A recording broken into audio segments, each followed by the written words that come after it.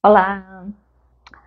Hoje o tema é por que é que a gente se incomoda com a opinião dos outros. Foi me pedida por uma cliente, ela perguntou se eu tinha um vídeo já falando sobre isso. Eu tenho vários vídeos que tocam no assunto, mas não respondendo essa pergunta. Aí eu disse a ela que ia fazer um vídeo falando sobre isso. Então, bora lá. Por que é que a opinião do outro nos incomoda tanto? Vê só, desde pequenininho, desde que a gente nasce, há uma espécie de intuição, talvez até um traço distinto, né? Que diz pra gente de forma não cognitiva, né? Mas direta, que sem o outro a gente vai morrer, né? Então, se um bebê humano for largado à própria sorte e não tenha nenhum ser vivo que cuide dele, porque já houve bebês que foram salvos por lobos, né? Por macacos também. Mas se não tiver nenhum ser vivo ao redor dele que possa cuidar desse bebê, em alguns dias ele vai morrer. Porque a gente é completamente dependente e a gente passa por essa dependência por alguns anos, né? O que um animal qualquer, em alguns meses, ou mesmo semanas, supera, a gente leva anos para fazer isso. Deixa eu botar aqui no silencioso. Silencioso, não perturbe. Então, a gente tem essa sensação, né? E a gente permanece com essa sensação de que sem o outro a gente não vive. E é claro, o humano ele vive melhor em coletividade mesmo. E sozinho ele pode morrer. Tanto é que exílio, antigamente, era sinônimo de morte. Né? Se você fosse exilado do grupo, da tribo em que você vivia, vá, se aparte da gente, vá embora sozinho. Era a mesma coisa que morrer, né? Porque o mundo era muito difícil, a vida era muito dura. Há alguns centenas ou até milênios atrás, para o ser humano, era de dureza mesmo. Né? A gente tem uma vida muito fácil hoje em dia, em comparação ao que a gente vivia milênios atrás. Então a gente fica com essa sensação de que sem o outro a gente vai morrer. Bom, sem o outro a gente vai morrer. Então, a gente precisa, o bebê precisa fazer uma ligação afetiva com os adultos que estão por perto, para que esses adultos gostem dela, dessa criança, e assim ela possa ter quem cuide dela. Então a gente fica com essa impressão também, né? Que se o outro não gostar de mim, se ele tiver uma opinião negativa, porque a opinião positiva todo mundo gosta, né? Eu estou falando da opinião negativa. Quando o outro tem uma opinião negativa sobre mim, ativa em mim aquela sensação: meu Deus, vou ficar sozinha no mundo e, portanto, vou morrer. E aí isso é muito ruim, a sensação é ruim, né? De não ser amado, de não ser apreciado, de não ser querido. Né? E toda opinião negativa sobre a gente interpreta como fulaninho não gosta de mim. Né? Se fulaninho não gosta de mim, ele não vai ficar junto de mim, logo eu vou morrer. Aí você pode pensar assim, é muito louco, Nanda. A gente sabe que não vai morrer se fulaninho não gostar da gente. A gente cognitivamente sabe. Mas instintualmente, o que acende dentro do corpo da gente é o medo de ser isolado, tá? Então a gente fica com medo mesmo da opinião alheia, né? Principalmente a opinião negativa sobre a gente. E aí a gente também foi treinado desde pequenininho a tentar agradar o outro. Então eu tento me comportar de uma maneira que gere satisfação no outro. E aí, quando isso é frustrado, eu também fico aperreado, né? Então, eu tô aqui dando o meu melhor para lhe agradar e você está desagradado de mim, tá me criticando, tá dizendo que tem uma característica minha que é desagradável para você, e você está me falando isso, ou está mostrando isso através de gestos faciais, através de se afastar de mim fisicamente. Aí é doloroso mesmo. E tá tudo no medo de morrer, viu, gente? Ó, eu acho que a gente só tem um medo na vida, que é o medo de morrer. O medo, e não o medo de morrer, é o medo de desaparecer, de sumir, né? isso ainda não entrou na cabeça da gente, né? Que a gente desaparece. É, como a gente tem noção de que a gente existe, os animais não têm, então eles morrem tranquilamente. Eles têm uma programação para não morrer também, então eles correm da morte também, mas não igual a gente, né? Então a gente tem muito medo de desaparecer, de não ser, né?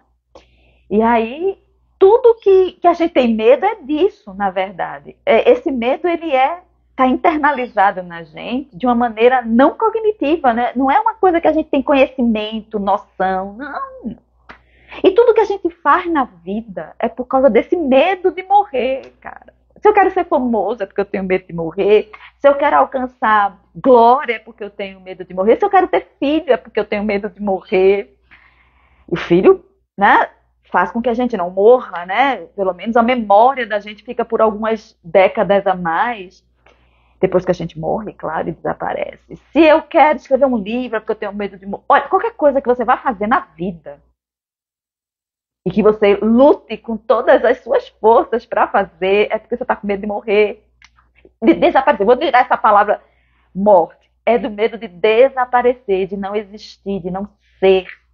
Então, ser visto, ser apreciado, ser aprovado pelo entorno, por causa dessas duas coisas, que resumindo é uma só, o medo de desaparecer, né? Se você não tiver quem cuide de você, você desaparece. Então, a gente tem medo que alguém não cuide da gente e tem medo de desaparecer, né, como ser.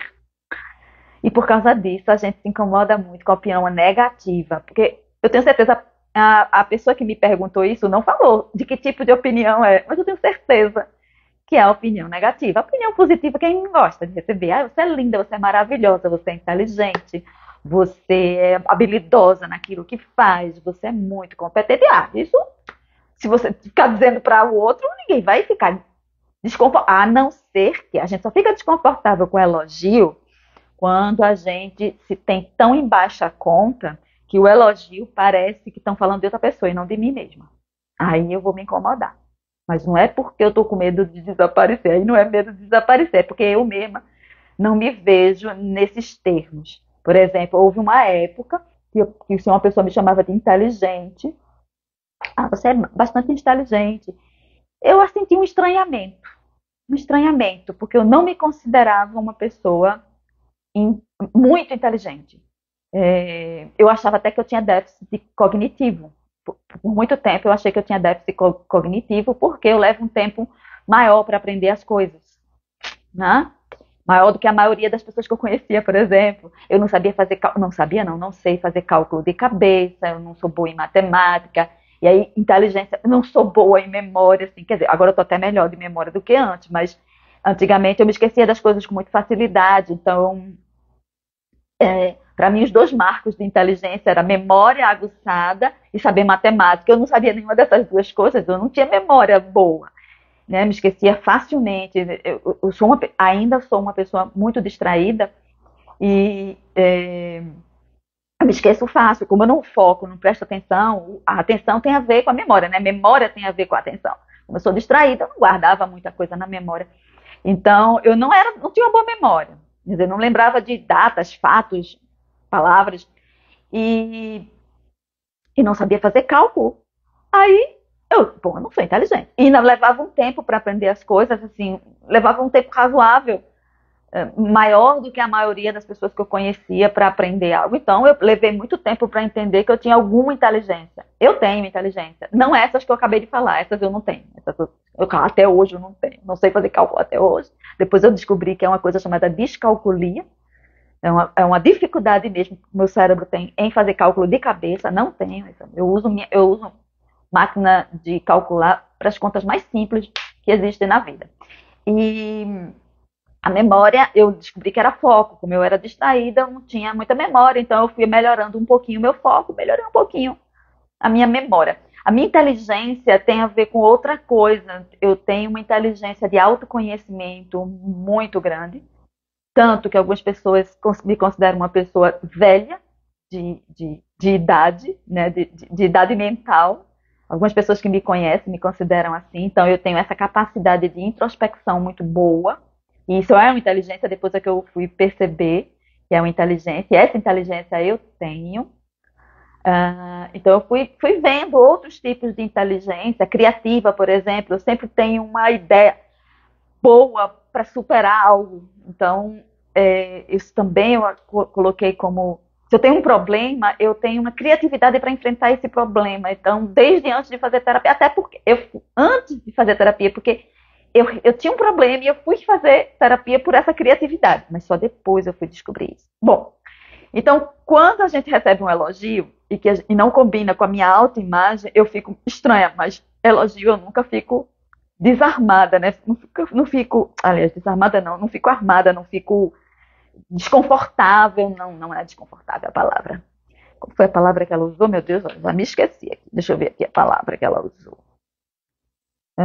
Incomodada. Então ela fica incomodada com a palavra, com a opinião alheia. E normalmente quem fica incomodado com a opinião, normalmente é uma opinião negativa sobre mim.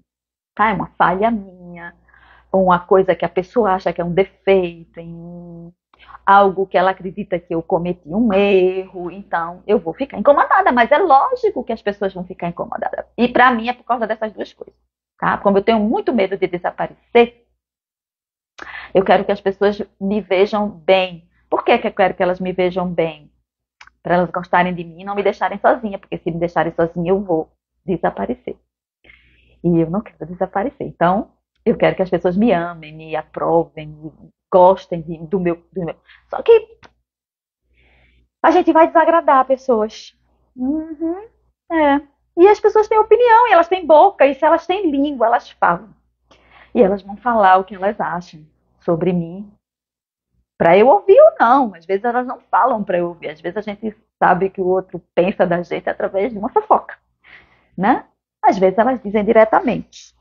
Mas aí com isso eu aprendi com o Leandro Carnal a lidar com isso, com 3 afirmações, né? 3 frases que Leandro Carnal ensina, que é: quem acusa se revela. Então, se alguém está dizendo algo sobre mim, também está falando sobre ela. Ela está falando sobre mim, mas também está falando sobre ela. E essas são 2 afirmações que tem, né? Quando Pedro fala de Paulo, Pedro fala mais de Pedro do que de Paulo. Então, quem acusa se revela. Então, quando alguém está falando de mim, ela está falando mais dela mesma do que de mim. E aí eu descubro coisas sobre ela. Depois que eu descobri essa frase de Leandro Carnal, eu disse: cara, ela está falando mais dela do que de mim, do incômodo, de um mal-estar, de uma crença, de uma dificuldade, de um desejo, tá? E aí a gente olha para isso dessa forma. Eu comecei a olhar dessa forma, né? Então, e quem se conhece, só se ofende quem não se conhece. Essa é a terceira frase. Só se ofende quem não se conhece. Então, segundo Leandro Carnal, uma pessoa só pode dizer uma de 2 coisas sobre mim. Ou uma verdade, ou uma mentira. Tá? Então, por exemplo, se alguém disser: Nanda, você não é muito inteligente em termos de matemática, eu vou dizer: sim, é verdade. Por que eu vou me ofender com isso? Eu não sei fazer cálculo mesmo. Né? Eu preciso de uma calculadora. Passei muito tempo com vergonha disso, hoje eu não tenho mais não. Porque eu descobri outras inteligências em mim, claro. Se eu só tivesse essa e eu fosse burra aí, provavelmente eu era envergonhada disso até hoje. Aí eu disse: é verdade. Eu não tenho realmente uma grande aptidão para matemática, fazer cálculo de cabeça. Aliás, eu tenho menos inaptidão do que aptidão. Eu tenho pouquíssimas aptidões, tá? Pouquíssimas. Certo? Eu não sei mais do que sei. Mas o que eu sei funciona para me gerar uma vida legalzinha. Né? Então tá de bom tamanho, portanto, se alguém disser: tu não sabe fazer isso, eu digo: é verdade. Se eu não souber mesmo, eu sei mesmo. Mas eu sei fazer isso aqui. Então, eu não preciso me ofender. O que é ofender, né? Para mim, ofender é você se perceber diminuído, inferiorizado. Né? Quando alguém fala algo que diminui a sua importância como ser humano. Né? Então, se me chamam de burra, eu acho que a pior ofensa que existe no mundo, para mim, é chamar o outro de burro, não inteligente. Porque aí a gente se iguala aos animais que não são tão inteligentes. E a gente, humano, quer tudo, menos se igualar a animal. Então, quando diz: você não é muito inteligente, então você não é burro, então a gente vai se ofender. Tudo que liga a isso, como por exemplo, o pessoal diz assim, eu estou chateada porque a pessoa me fez de tola. Isso significa que você está sendo burra, não sendo inteligente. É uma mentira do tamanho do bonde que a gente conta pra gente mesmo, mas a gente acredita nisso, né, de que a gente é burro. E eu já vi um psicólogo bem famoso, aí agora eu não lembro o nome dele, de desenvolvimento infantil, e ele disse que não existe nenhum ser humano burro. Existem inteligências diferentes e capacidades de aprender diferentes, formas de aprender diferentes, mas a gente taxou as pessoas de burro. E burro significa diminuir, né? Olha, burro significa que você é um animal. E a gente não quer se perceber como animal porque a gente é especial. Porque a gente sabe que a gente é a gente. Então, a outra coisa outra ofensa muito comum, né, desde os primórdios, é de sua origem, de quem você é filho, tá? Então, se você não é filho legítimo de alguém, você também é inferiorizado. Tanto é que chamam de bastardo ou filho de uma concubina. Filho de uma concubina. Então, se a gente não é filho originário de uma família oficial, também eu descobri isso, né, estudando história, né, era rebaixado, porque não tinha valor na sociedade. Então, tudo que desvalorize a gente é ofensivo, mas só se você permitir, né? O outro pode até ter o desejo de lhe inferiorizar, lhe diminuir, mas é só a opinião dele, cara. Se for verdade, por exemplo, se eu não sou filha de um casamento oficial, não é uma verdade? Eu não sou uma bastarda mesmo? Tá, e posso não ter nenhum privilégio por ser uma bastarda.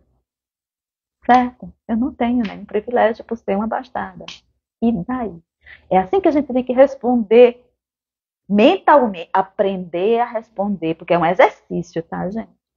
Então a ideia é, toda vez que você se perceber ofendido, incomodada pela opinião do outro, primeiro você vai para essas 3 afirmações de Leandro Carnal. E depois você vai dizer assim, se bateu algo e atravessado em mim é porque eu tenho uma crença, uma ideia, uma experiência negativa que fala sobre isso. Se alguém me acusasse, por exemplo, há uns 30 anos atrás, de eu não ser inteligente, é provável que eu ficasse ofendida. Por isso eu me escondia. Toda vez que eu ia fazer algum cálculo de matemática, eu me escondia, eu corria, porque iam descobrir o meu grande segredo, que eu não sei fazer cálculo de cabeça.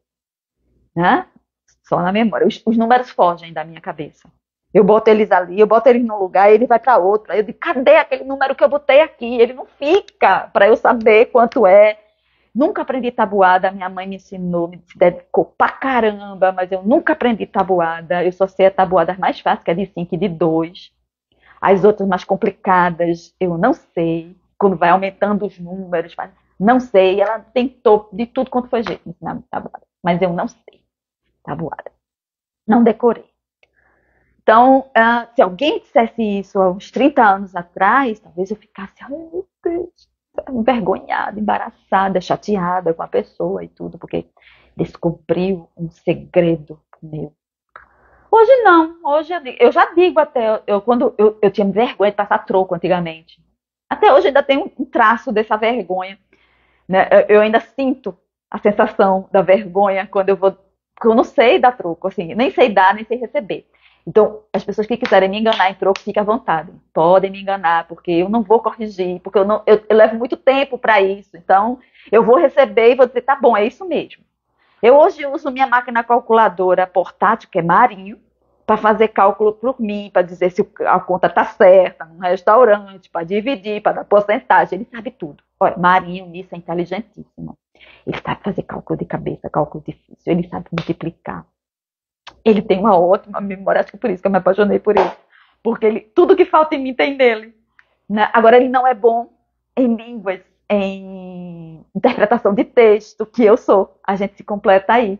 Né? Em captar sentido em textos e imagens. Isso é muito mais fácil para mim do que para ele. Então, eu faço isso para ele, ele faz para mim. Ele trabalha mais para mim do que eu para ele, na verdade.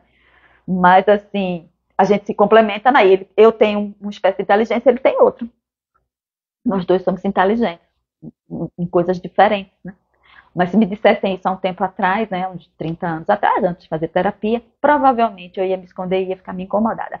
Depois de fazer terapia, eu ia começar a dizer assim, peraí, se eu incomodei nisso, alguma coisa tem. Né? Em mim, não é no outro, é em mim. Tem alguma coisa minha. Eu ia investigar fazendo perguntas, até descobrir, porque a gente quando olha no espelho, né, no espelho psíquico, a gente não vê logo de cara o que é para ver, não. A gente tem que ficar ali olhando mais de uma vez. Aquela história se repete mais de uma vez para eu ir olhando, olhando, olhando, até descobrir e poder desfazer.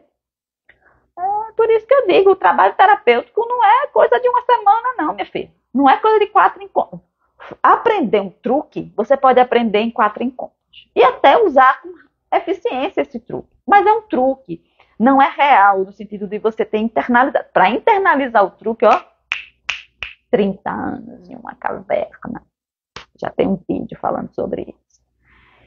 Então a gente leva um tempo para internalizar, para aquilo, né, ficar diferente. Por exemplo, eu acabei de dizer, quando eu recebo um troco, aquele traço da vergonha de 30 anos atrás ainda chega. Que não é nem de 30, né? Porque eu não dissolvi ele há 30 anos atrás, eu dissolvi ele há uns 15 anos atrás.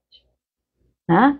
Comecei a perceber a dissolução dessa vergonha há uns 15 anos atrás. Então eu levei uns 15 anos para dissolver isso e ainda tem resquícios daquilo em mim. Pois bem, então, minha querida que perguntou sobre isso, eu não pedi autorização novamente para dizer o nome dela, então também não vou dizer o nome dela, é. Simplesmente você se incomoda com a opinião do outro, você tem medo de parar de existir. Ó, que coisa sem nexo, né? Por quê? Porque a opinião negativa do outro é uma prova de que ele não gosta de você e que você vai ficar solitário, e solitário você vai morrer, vai desaparecer. Tá? Cabe com isso, né? E você vai ver que os outros podem ter a opinião que quiser sobre você, tanto positiva como negativa, e você vai só lidar com isso tranquilamente. As negativas você vai perceber. Interessante isso aqui. Então, por exemplo, você diz assim, olha, tu é burra em matemática. Sim, sou burra em matemática. Eu poderia escolher, agora eu vou me dedicar minha vida inteira para aprender matemática e passar de ser burra em matemática. Poderia fazer isso, mas eu não quero. Tá? Eu não quero gastar meu tempo nisso, porque eu não quero provar minha inteligência mais para ninguém. Então eu vou fazer as coisas que eu gosto e não as que eu acho que tenho que fazer para poder chegar em algum lugar. E posso dizer, ok, eu vou continuar assim. E tudo bem você não gostar de mim. Né? Tudo bem você não gostar de mim. Você não precisa gostar de mim. Outras pessoas gostarão. E eu não vou ficar sozinha. Tá? Porque tem muita gente no mundo. Muita gente. E algumas pessoas apreciam a minha burrice em matemática. Tá? Não é só uma pessoa que existe no mundo. As que apreciam muito matemática e acham que eu não sou uma pessoa interessante. Simplesmente elas não vão ficar muito tempo junto de mim e pronto, outras pessoas chegarão. Quando a gente confia nisso, né? Aí você agora me passou, e se for uma pessoa muito significativa para a sua vida, tipo um pai, uma mãe, um irmão, uma amante, né? Uma pessoa que você se apaixonou. Eu sinto muito, né? É a mesma coisa, cara. É a mesma coisa, não é porque é seu pai, sua mãe, seus irmãos que vão gostar de você de cara. Você pode se distorcer para fazer um agrado para eles e conquistar o coração dessas pessoas, se você quiser. A vida é sua, você faz o que você quiser. Ou não. Simplesmente eu não fui a pessoa mais adequada para o meu pai, para minha mãe. Não, meu pai e minha mãe, eu sei que gostam de mim, mas não gostam de tudo em mim, não. Não gostam de tudo em mim, cara. Assim como eu também, eu não gosto em tudo neles, né? Claro, eu não posso gostar tudo neles. Não dá, né? Eu gosto bastante, mas não gosto tudo. Assim como eles também gostam bastante de mim, mas não gostam tudo em mim. E assim, a gente pode gostar de tudo em todos? Não dá. Dá suficiente para a gente viver bem. Meus pais, minha família. Né? E eu me acho muito sortuda, porque eu tenho uma família maravilhosa. Então, tá tudo bem, mas eu não agrado em tudo. Para ninguém. Né? Marinho mesmo diz que me tolera, me suporta, me tolera. E esse é o mais próximo de amor que ele diz que consegue chegar. E eu já estou agradecendo. Já estou agradecendo. Primeiro porque ele está me dando a honestidade dele, que para mim é a prova mais interessante. Assim. Quando as pessoas me dão a honestidade dela, nem todas me dão, né? Mas quando uma pessoa me dá a honestidade dela, para mim é o presente mais alto que eu posso receber de alguém. É a honraria mais alta, é a honestidade dessa pessoa. E eu acertei no parceiro, porque ele sempre foi muito franco comigo sobre as ideias dele, sobre o que ele pensa, sobre o que ele pensa sobre mim, sobre como o que ele gosta de mim, o que ele não gosta em mim. Então ele sempre me disse, ele nunca me iludiu em nada, o que eu gosto muito, né? Eu não gosto de viver em ilusão. Eu vivo em ilusão, mas não gosto. Então, à medida que eu consigo desfazer a ilusão, eu prefiro, né? Eu tenho muitas ilusões ainda na minha vida que eu ainda não desfiz, mas a maioria que me atrapalhava de viver, eu já desfiz. E gosto muito de ter um companheiro que pode me dizer tranquilamente que me atura. Eu não preciso que ele me ame. Né? Me ame na palavra, né? Eu não preciso nem ouvir isso. Na verdade, não preciso nem ouvir isso. Não me interessa. Aliás, eu não me interesso mais por palavras. Eu falo, mas não me interesso mais por palavras. Eu prefiro a conexão, né? Uma coisa que vai além das palavras. Né? Eu nem tenho palavras para dizer sobre isso. Não existe palavras. Então, isso eu tenho com todas as pessoas que estão próximas de mim. Então, eu não preciso de palavras, eu não preciso de gestuais, eu não preciso de nada. Né? Para sentir a parte que eles me apreciam. E a parte que eles não me apreciam também. Tudo bem também. Né? Eles não me apreciarem também. Mas isso foi depois de muitos anos de terapia, depois de muitos anos de autoconhecimento, viu, gente? Não é assim do nada, não. Não é só porque eu decidi, assim, hoje, amanhã eu estou lá, não. Eu tenho 33, não, já são 34 anos. 34 anos de autoconhecimento. Já virei adulta de não autoconhecimento. Então, já dá mesmo para ter essas coisas na minha mente, na minha vida, como as pessoas vêm dizendo para mim que eu sou fora da curva. Eu fiquei fora da curva, viu? Eu exercitei ficar fora da curva.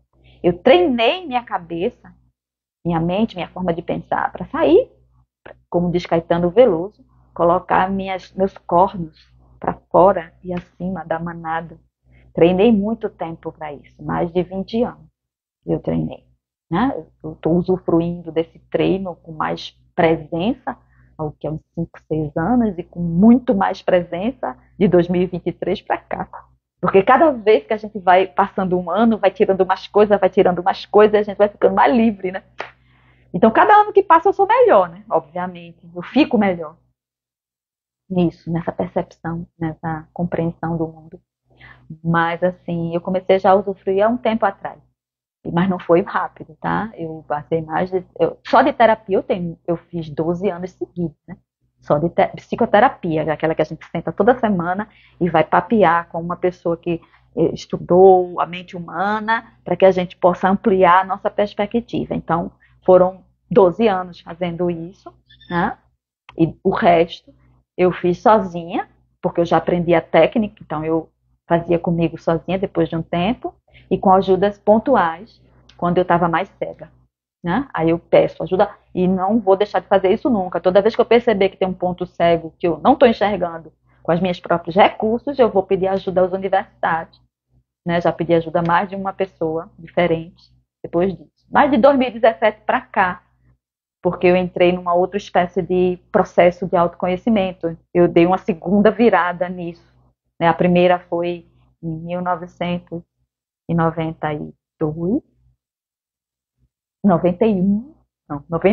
1991 foi a primeira, né? E o segundo em 2017. E esse de 2017 vem reverberando até hoje, né? E foi como se tivesse a camada mais sutil tivesse saído a partir daquele de 2017, de que eu tropecei de novo.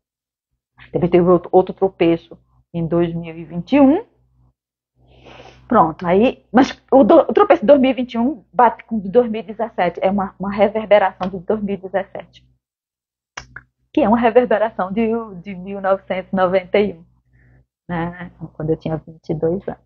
Bom, então, querida, é, que você sabe que fiz esse vídeo para você, se eu respondi de uma forma que você entendeu, me avise.